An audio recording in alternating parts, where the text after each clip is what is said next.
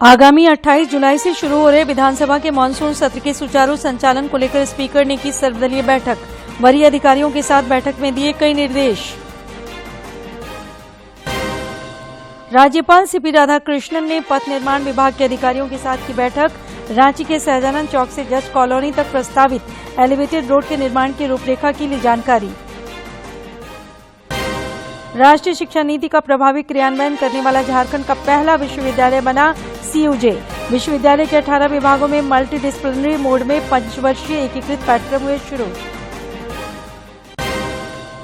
और ग्रामीण विकास विभाग की योजनाओं के सफल क्रियान्वयन को लेकर विभागीय सचिव ने उप विकास आयुक्तों के साथ की वीडियो कॉन्फ्रेंसिंग। लंबित योजनाओं को ससमय पूरा करने का निर्देश।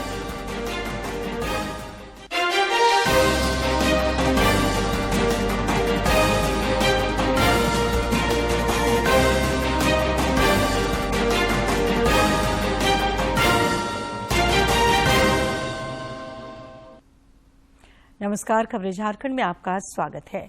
खबरों के साथ मैं हूं सरोज झा और अब खबरें विस्तार से। प्रधानमंत्री नरेंद्र मोदी ने आज नई दिल्ली के प्रगति मैदान में अंतर्राष्ट्रीय प्रदर्शनी सम्मेलन केंद्र परिसर IECC राष्ट्र को समर्पित किया। इस कन्वेंशन सेंटर का नाम भारत मंडपम रखा गया है। ये परिसर देश में अंतर्राष्ट्रीय बैठकों, सम्मेलनों और प्रदर्शनियों की मेजबानी के लिए विश्व स्तरीय बुनियादी ढांचा के प्रधानमंत्री के दृष्टिकोण पर आधारित है। इसका निर्माण लगभग 2700 करोड़ रुपए की लागत से किया गया है। इस अवसर पर प्रधानमंत्री ने कहा कि भारत मंडपम को देखकर देशवासी गर्व महसूस कर रहे हैं।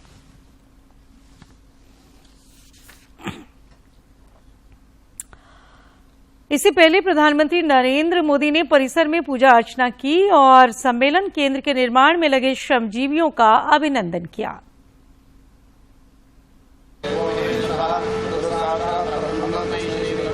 वैदिक मंत्रोच्चार और पूरे विधि विधान से पूजा पाठ का ये अलौकिक दृश्य हजारों साल की सनातन परंपरा का प्रतीक है। वक्रतुंड महाकाय सूर्यकोटि समप्रभा निर्विघ्नं कुरु मे देव सर्वकार्येषु सर्वदा श्रीमन्महागणाधिपतये नमः निर्विघ्नमस्तु।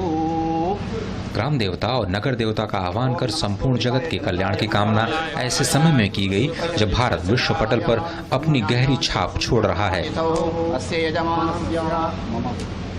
कश्यप गोत्रोद्भवस्य अनुराधा नक्षत्रे वृश्चिक राशौ। जिस स्थल पर यह आयोजन किया गया वो आने वाले समय में वैश्विक गतिविधियों का नया केंद्र बनने जा रहा है।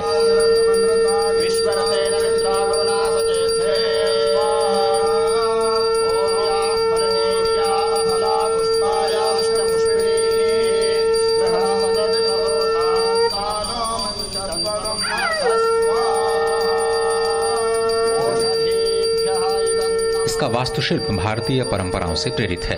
शंख के आकार की इमारत पंच महाभूत आकाश, वायु, अग्नि, जल, पृथ्वी जैसे व्यापक नींव के निर्माण खंड को दर्शाता है। इसे मूर्त रूप देने में सबसे बड़ा योगदान श्रमिकों का है, जिन्होंने पीएम मोदी से मुलाकात की और अपने अनुभव उनके साथ साझा किए।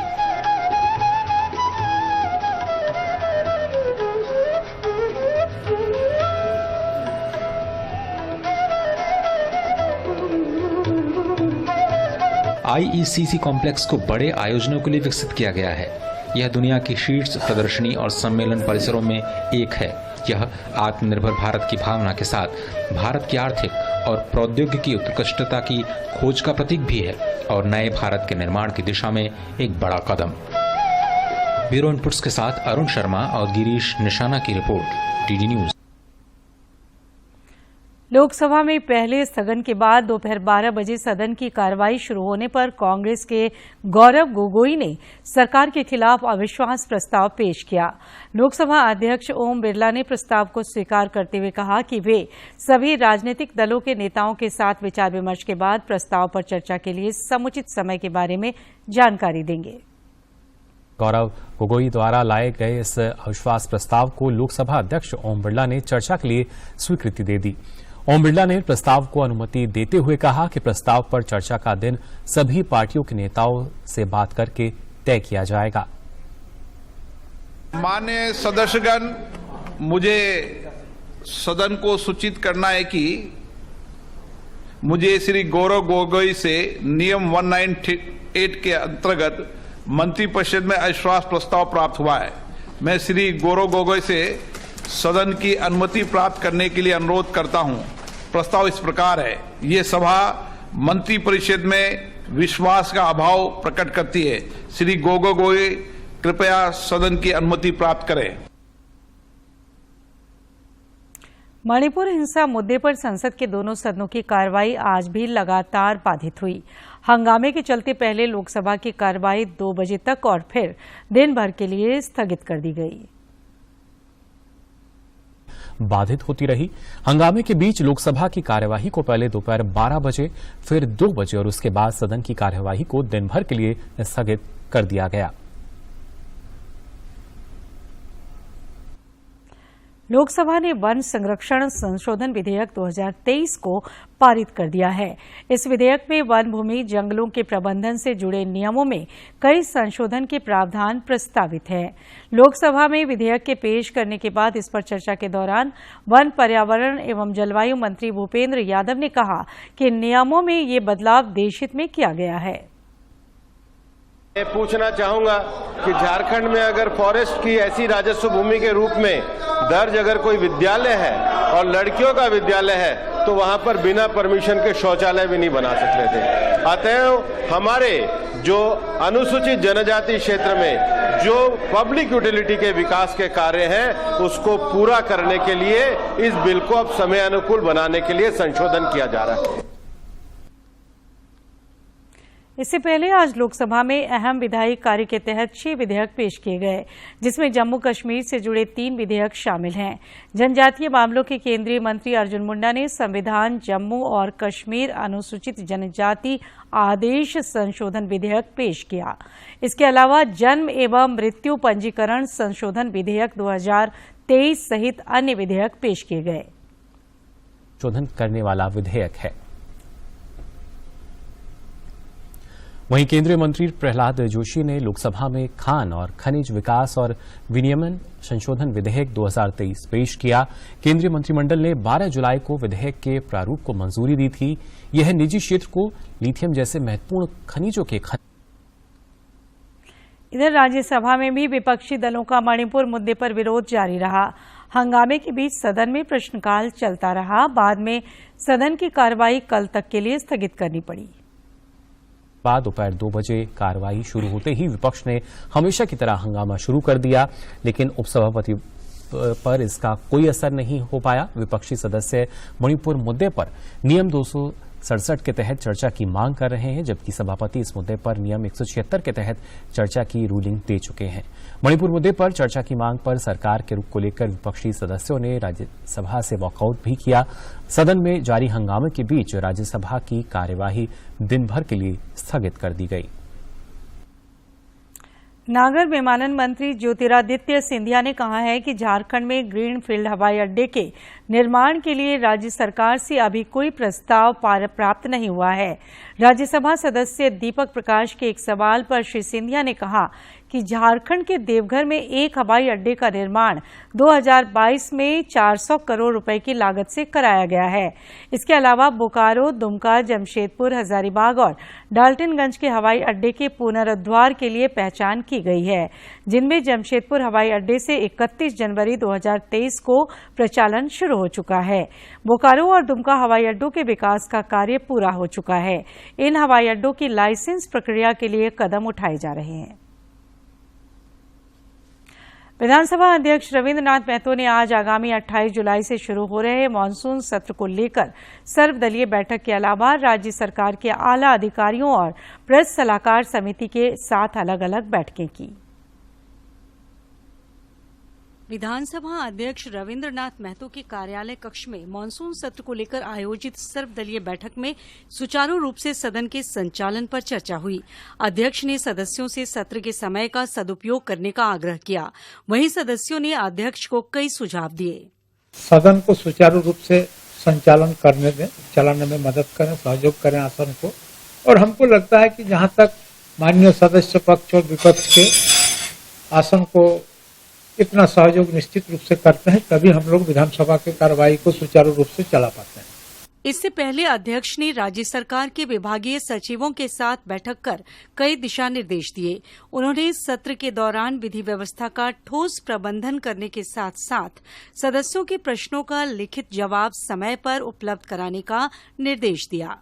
इसमें तमाम पदाधिकारी लोग और ज्यादा सक्रिय हो गए हैं और आने वाला समय में विधायिका के प्रति कार्यपालिका जो उत्तरदायित्व है इसको पूर्ण रूप से निर्वहन करने का उम्मीद हम लोग कर रहे हैं। इसके बाद श्री महतो ने प्रेस सलाहकार समिति के सदस्यों के साथ बैठक की। वे इस समिति के सभापति भी हैं। उन्होंने समिति के सदस्यों से समाचार के संकलन में पारदर्शिता रखने का आग्रह किया। और हम समझते हैं कि ये चर्चा होने के बाद उन लोगों के मन के अंदर में जो भी जिज्ञासा था, उनका क्या कर्तव्य है, क्या कर्तव्य नहीं है, तमाम विषयों पर जानने का काम किया। सर्वदलीय बैठक में मुख्यमंत्री हेमंत सोरेन, संसदीय कार्य मंत्री आलमगीर आलम के अलावा कई दलों के विधायक मौजूद थे। 28 जुलाई से शुरू हो रहे 6 दिवसीय मानसून सत्र में प्रथम अनुपूरक बजट के साथ साथ कई विधेयकों को मंजूरी दिए जाने की उम्मीद है। रांची से सरिता की रिपोर्ट। जमशेदपुर पूर्वी के विधायक सरयू राय ने मुख्यमंत्री सह पथ निर्माण मंत्री को पत्र लिखकर विभागीय सचिव द्वारा विधानसभा में भ्रामक लिखित उत्तर दिए जाने की ओर ध्यान आकृष्ट कराया है। इस मामले पर हमारे समाचार संपादक ने सरयू राय से बात की। झारखंड विधानसभा का मानसून सत्र शुरू होने जा रहा है और उसको लेकर आज विधानसभा अध्यक्ष ने सर्वदलीय बैठक बुलाई थी। हमारे साथ विधायक सरयू राय जी हैं। मतलब एक तरीके से अधिकारियों की तरफ से गुमराह किया जा रहा है विधानसभा को अनेक मामले में। मैं तो हमारे विषय में, हमारे प्रश्नों पर जब वो गुमराह करते हैं तो मैं तुरंत स्पीकर को लिखकर बताता हूं कि ये क्या कर रहे हैं, मगर बाकी और जो माननीय सदस्य हैं उनके साथ भी होता है। अब ये मान लिया है लोगों ने कि किसी तरह से उत्तर दे देना है, विधानसभा बैठी है, जाएगी, खत्म हो जाएगी। और अब तो लोगों के ध्यान में ये बात आने लगा है, खास करके जो अधिकारीगण हैं, 1 साल तो है ये लोग। तो मैंने मुख्यमंत्री जी से भी कहा कि ये धारणा अगर बनेगी राज्य में कि 1 साल तक ही सरकार है, 1 साल तक ही विधायक हैं, तो आपका भी काम नहीं हो पाएगा, सरकार का भी नहीं हो पाएगा, किसी का नहीं हो पाएगा। इसलिए इस धारणा को बदलनी चाहिए, इसके लिए प्रयास करना चाहिए। मुख्यमंत्री जी ने कहा तो जरूर कि नहीं, समस्याएं हैं, मेरे सामने भी हैं, उसको हम करेंगे। दूसरा था कि जमशेदपुर जैसा जो शहर है, जिसको बहुत बढ़िया शहर माना जाता है, मगर अभी जमशेदपुर के लीज एरिया में भी जो पीने के पानी की आपूर्ति होती है, इस साल उसमें गंदगी आ रही है, दुर्गंध आ रही है। तो ये इस बात को मैंने वहाँ भी उठाया है, मैंने यहाँ सरकार में भी मैं इसको उठाने वाला हूँ, विधानसभा में भी, कि जब सबसे बेहतर जहाँ संचालन हो रहा है पेयजल व्यवस्था का, वहाँ से ये हालत आ रही है, तो हमको विचार करना पड़ेगा क्या कारण है कि हम सभी नगर पालिकाओं में स्वच्छ पेयजल उपलब्ध नहीं करा रहे हैं। तो पूरा मिलाकर जो इस बार की स्थिति है, भाजपा का विधायक दल का नेता कौन होता है और उनका कई मामलों में क्या दृष्टिकोण रहता है, इस पर निर्भर करेगा सदन कैसे चलता है। मैं तो अपनी तरफ से मैं मुख्यमंत्री को भी मैं कहता हूँ, संसदीय कार्य मंत्री को भी और विपक्ष को भी, कि कोशिश करनी चाहिए कि सदन चले और सदन चलते समय में ही कितना गुणवत्तापूर्वक बहस होती है, या हम बहस के दौरान ही अपनी बातों को रखेंगे कि ये नहीं हो रहा है और ये होना चाहिए, तो सरकार के लिए एक्शन टेकन रिपोर्ट अगली बार देनी पड़ेगी, आश्वासन हो जाएगा, तो एक बहुत बड़ी बात हो जाएगी। इसलिए हम लोग का तो प्रयास यही है कि सदन चले, और मुख्यमंत्री हैं, नेता प्रतिपक्ष हैं या विपक्ष के लोग हैं, उनमें दुश्मनी जैसी भावना घर करते जा रही है। और ये नहीं लगता है कि हम कोई एक समावेशी वातावरण हम बनाए यहाँ, जिसके अनुसार पर राज्यपाल सीपी राधाकृष्णन ने आज पथ निर्माण विभाग के अधिकारियों के साथ राजभवन में बैठक कर सहजानंद चौक से जज कॉलोनी तक प्रस्तावित एलिवेटेड रोड के निर्माण की रूपरेखा की जानकारी प्राप्त की। उक्त अवसर पर राज्यपाल के प्रधान सचिव डॉक्टर नितिन कुलकर्णी, पथ निर्माण विभाग के सचिव सुनील कुमार समेत विभाग के अन्य पदाधिकारीगण उपस्थित थे। राष्ट्रीय शिक्षा नीति को लागू करने के 3 वर्ष पूरे हो रहे हैं। इसको लेकर आज रांची में केंद्रीय विश्वविद्यालय की ओर से एक प्रेस कॉन्फ्रेंस किया गया। विश्वविद्यालय के कुलपति प्रोफेसर क्षिति भूषण दास ने कहा कि एनईपी का प्रभावी क्रियान्वयन करने वाला सीयूजे झारखंड का पहला विश्वविद्यालय है।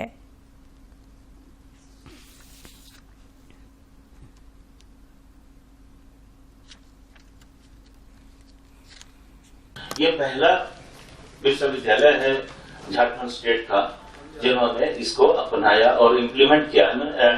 इसको इम्प्लीमेंट करे हमने किए और लेटर इन स्पिरिट में किए, ऐसा नहीं कि आधा अधूरा छोड़ दिए। और इसमें बहुत सारे मुद्दा रहता है, जैसे academic bank of credit, multiple entry और एग्जिट होता है। अब पढ़ाई छोड़ के दूसरे भी कोई सब्जेक्ट लेता है, दूसरे इंस्टीट्यूशन को कहीं यहाँ से चला जा सकता है। यहाँ पढ़ाई नहीं होता है तो कहीं दूसरे से पढ़ाई करके भी ला सकता है क्रेडिट को। ये जो होता है कैसे एकेडमिक जो बैंक, जैसे एक बैंक है उनका क्रेडिट कैसे ट्रांसफर हो पाएगा, ये जो कोर्स बनाए, इसीलिए कोर्स का मान्यता होता है कि जो कोर्स हम बनाए उसको मैपिंग करवाए। देश के सारे बड़े बड़े जो यूनिवर्सिटीज हैं उनके साथ हमने मैपिंग करवाई। इलाहाबाद हाईकोर्ट ने ज्ञानवापी परिसर में ASI सर्वे की अनुमति दे दी है। कोर्ट परिसर में किसी ढांचे को बिना नुकसान पहुंचाए 31 जुलाई तक सर्वे पूरा करने का निर्देश दिया है। दिल्ली की एक महिला राखी सिंह सहित अन्य 5 महिलाओं ने ज्ञानवापी मस्जिद परिसर, श्रृंगार गौरी और अन्य देवी देवताओं की पूजा अर्चना की अनुमति देने के लिए याचिका दायर की थी। तभी से ये मुद्दा गरमाया हुआ है। याचिका में दावा किया गया है कि ये देवी देवता विवादित भूमि में नहीं है, जिसका सर्वे कराने की मांग की गई थी। ग्रामीण विकास विभाग के सचिव चंद्रशेखर ने आज योजनाओं के सफल क्रियान्वयन को लेकर उप विकास आयुक्तों के साथ वीडियो कॉन्फ्रेंसिंग की। उन्होंने इस दौरान अधिकारियों को लंबित योजनाओं को समय सीमा के भीतर पूरा करने तथा मनरेगा के कार्यों में तवज्जो लाने का निर्देश दिया। सरकार की भूमि संरक्षण विभाग के सौजन्य से आज जामताड़ा जिले के नारायणपुर प्रखंड कार्यालय परिसर में शिविर का आयोजन कर किसानों के बीच ट्रैक्टर, पंप सेट सहित अन्य कृषि संबंधी उपकरणों का वितरण किया गया। जिला भूमि संरक्षण पदाधिकारी रिजवान अंसारी ने कहा कि आज 7 किसानों के बीच ट्रैक्टर एवं 7 किसानों को पंप सेट विभाग की ओर से उपलब्ध कराया गया है। उन्होंने कहा कि किसानों को तालाबों के जीर्णोद्धार के लिए भी सरकार की ओर से आवश्यक राशि उपलब्ध कराई जा रही है। उन्होंने किसानों को सरकार की ओर से संचालित योजनाओं का लाभ लेकर बेहतर ढंग से कृषि कार्य कर अपनी आर्थिक स्थिति बेहतर बनाने की अपील की। स्थानीय विधायक डॉक्टर इरफान अंसारी ने भी किसानों को आगे आकर सरकार की कृषि संबंधी संचालित योजनाओं का लाभ लेकर आगे बढ़ने को प्रोत्साहित किया। खूंटी जिले में आज नवनिर्मित सदर अस्पताल का उद्घाटन जिले के उपायुक्त शशि रंजन ने फीता काट कर किया। उद्घाटन कार्यक्रम में जिले के SP Aman Kumar, SDO Aniket Sachan, civil surgeon Ajit खलको समेत अन्य चिकित्साकर्मी उपस्थित थे। नवनिर्मित सदर अस्पताल प्री फैब्रिकेटर कोविड फंड से इमरजेंसी सेवाओं के लिए बनाया गया है। सदर अस्पताल में लगातार मरीजों की संख्या बढ़ने से अस्पताल में लोड बढ़ने लगा था। इसी के मद्देनजर प्री फैब्रिकेटर आपातकालीन स्वास्थ्य सेवाओं के लिए अस्पताल का निर्माण किया गया।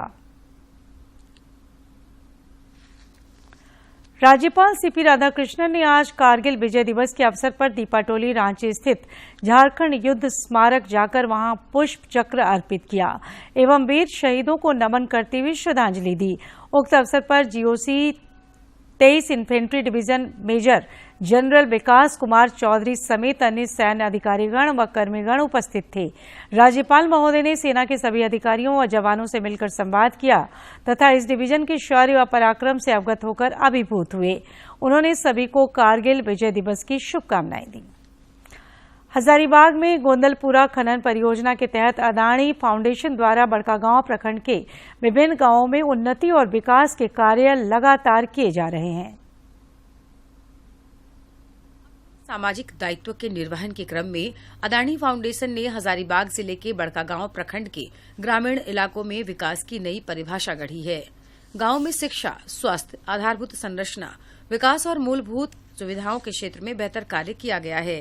बेहतर से बेहतर कार्य करने की कोशिश कर रही है और उम्मीद है सबों को कि और बेहतर ही करेंगी।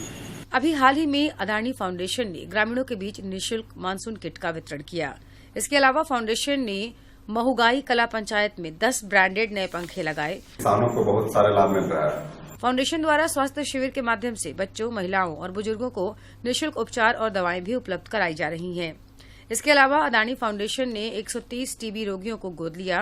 क्षेत्र के विकास में उल्लेखनीय योगदान के लिए हजारीबाग की उपायुक्त ने अदानी फाउंडेशन को सम्मानित भी किया।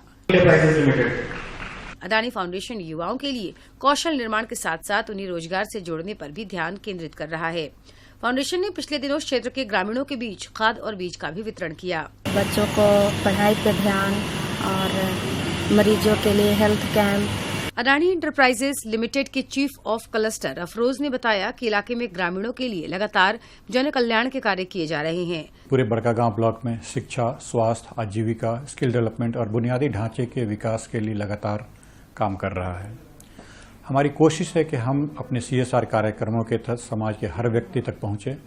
निश्चित रूप से अडानी फाउंडेशन द्वारा गोंदलपुरा खनन परियोजना के तहत बड़कागांव प्रखंड के विभिन्न गांवों की दिशा और दशा बदलने के लिए सार्थक प्रयास किए जा रहे हैं। ब्यूरो की रिपोर्ट। प्रधानमंत्री नरेंद्र मोदी 30 जुलाई को मन की बात कार्यक्रम के जरिए देशवासियों के साथ अपने विचार साझा करेंगे।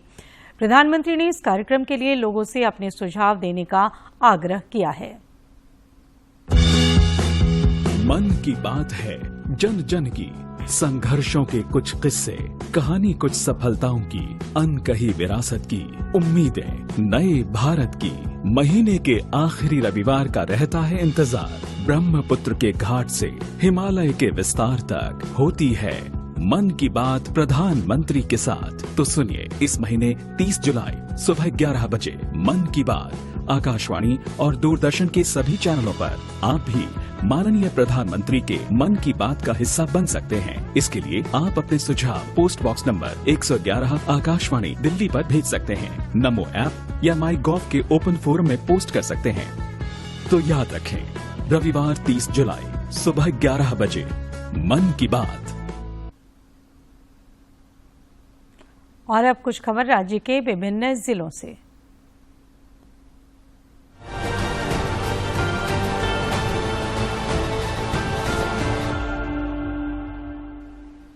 मुख्यमंत्री हेमंत सोरेन ने 413 झारखंड आंदोलनकारियों को चिन्हित करने के प्रस्ताव को स्वीकृति दी है। इन सभी आंदोलनकारियों को फिलहाल अनुमान के आधार पर आंदोलनकारी के रूप में अधिसूचित किया गया है। आने वाले दिनों में कुछ और पात्र आंदोलनकारियों को चिन्हित किया जाएगा। पश्चिमी सिंहभूम जिले के सारंडा स्थित के टोटोगड़ा में एक हाथी ने कल देर रात 2 लोगों हेटो सुरीन एवं गुरु बुर्मा का घर तोड़ दिया है। घटना की सूचना मिलते ही ग्रामीण हाथी को झाड़बेड़ा गांव के समीप जंगल में खदेड़ दिया। इसके बाद गांव में हाथी घुसने की खबर वन विभाग को दी गई। धनबाद जिले के मनियाडीह थाना क्षेत्र के बरियारपुर निवासी पारा शिक्षक दिनेश मरांडी की जुंडरा पहाड़ी के निकट बिजली की तार की चपेट में आने से मौत हो गई। बताया जाता है कि दिनेश मरांडी आज सुबह करीब 6 बजे शौच के लिए घर से बाहर जा रहे थे। इसी बीच बिजली के टूटे तार की चपेट में आ गए। खूंटी जिले के मुरू थाना क्षेत्र के सुरुंदा और मारंग टोली के बीच अपराधियों ने रंगदारी नहीं देने पर पुल निर्माण कर रही कंपनी के जेसीबी और बाइक को क्षतिग्रस्त कर दिया। अपराधियों ने जेसीबी के चालक और मजदूरों को हॉकी स्टिक से पिटाई भी की। पुलिस ने घटनास्थल पर पहुंचकर मामले की छानबीन की। पलामू के उपायुक्त ने अपने कार्यालय कक्ष में जनता दरबार का आयोजन कर लोगों की समस्याएं सुनी। इस दौरान उन्होंने संबंधित विभागों के अधिकारियों को समस्याओं का शीघ्र समाधान करने का आदेश दिया। साथ ही जनता दरबार में आए लोगों को उनकी समस्याओं का जल्द समाधान करने का भरोसा दिलाया। रांची जिले के जिन पेंशन धारकों ने बैंक खाते के साथ आधार नंबर लिंक नहीं किया है, उनके लिए जिला प्रशासन ने चेतावनी जारी की है। शहर अंचल अधिकारी के मुताबिक सभी वृद्धा, विधवा एवं दिव्यांग पेंशनधारियों का आधार संख्या और मोबाइल नंबर NSAP पोर्टल पर दर्ज किया जाना अनिवार्य है। आधार एवं मोबाइल संख्या दर्ज करने का काम शहर अंचल कार्यालय में किया जा रहा है। पूर्वी सिंहभूम के बहरागोड़ा में आज सुबह एक भीषण सड़क हादसा हुआ। घटना बरसोल थाना क्षेत्र के नवोदय विद्यालय के पास NH 49 के पास की है, जहां अहले सुबह एक ट्रक अनियंत्रित होकर पलट गया। बताया जाता है कि ट्रक बहरागोड़ा से कोलकाता की ओर जा रहा था। हालांकि इस हादसे में ट्रक चालक की जान बच गई। अब झारखंड पुलिस का बैंड किसी शादी या फिर अन्य कार्यक्रमों में बजता हुआ दिखाई देगा, क्योंकि झारखंड की जैप 10 की महिला बैंड पार्टी कुछ ऐसा ही करने वाली है। वो अब शादी समारोह या किसी भी फंक्शन में बैंड बजाती दिखाई देने वाली हैं। पूरी बैंड पार्टी के लिए 20,000 रूपये, जबकि आधी बैंड पार्टी के लिए 10,000 रूपये देने होंगे। बोकारो जिले के बालीडीह थाना क्षेत्र के रेलवे फाटक के समीप टेम्पो और डंपर की जोरदार टक्कर में टेम्पो चालक गंभीर रूप से घायल हो गया। घायल टेम्पो चालक को बोकारो सदर अस्पताल में भर्ती कराया गया है। चालक की पहचान 35 वर्षीय रमेश वर्मा झोपड़ी कॉलोनी निवासी के रूप में की गई है।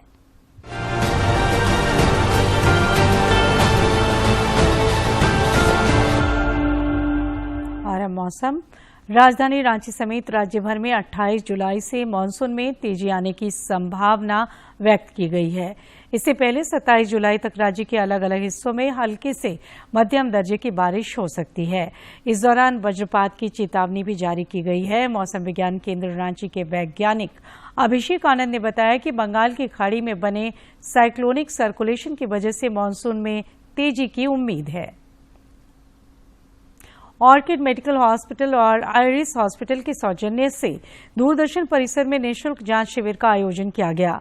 इस शिविर में 135 कर्मियों और उनके परिवार के सदस्यों की विभिन्न स्वास्थ्य जांच की गई।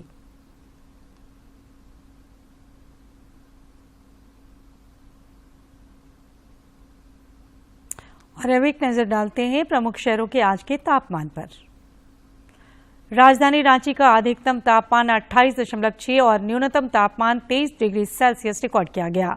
जमशेदपुर का अधिकतम तापमान 31 और न्यूनतम 26.2 तथा डाल्टनगंज का अधिकतम तापमान 36 और न्यूनतम तापमान 26.8 डिग्री सेल्सियस रिकॉर्ड किया गया।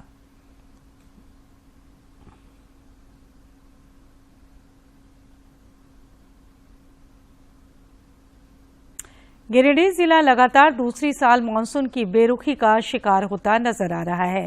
सावन का महीना गुजर रहा है, लेकिन जिले में धान रोपनी शुरू नहीं हो पाई है।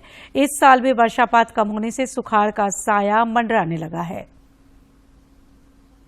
मांगते हैं कि सुखाड़ घोषित किया जाए और हम लोग को कुछ दिया जाए। हम मौसम किसी में अगर हो जाए तो वहाँ से हम लोग नदी किनारे से हम लोग खेती कर सकते हैं। तमाम झारखंड में जहां पर उम्मीद है कि इस बार खेती करना असंभव है किसानों के लिए, और किसान अपनी स्थिति को दयनीय समझ रहा है, कहाँ क्या करें नहीं करें उसको कोई जगह नहीं मिल रहा है। किसानों से हम ये कहेंगे कि कम अवधि वाला धान लगावे ताकि जल्दी धान हो जाए, और जैसे अभी तो देर से बरसात भी शुरू हो रहा है और जल्दी समाप्त भी हो जाएगा, तो कम अवधि वाला लगाने से ही अच्छा रहेगा। और आखिर में इस बुलेटिन के मुख्य समाचार एक बार फिर।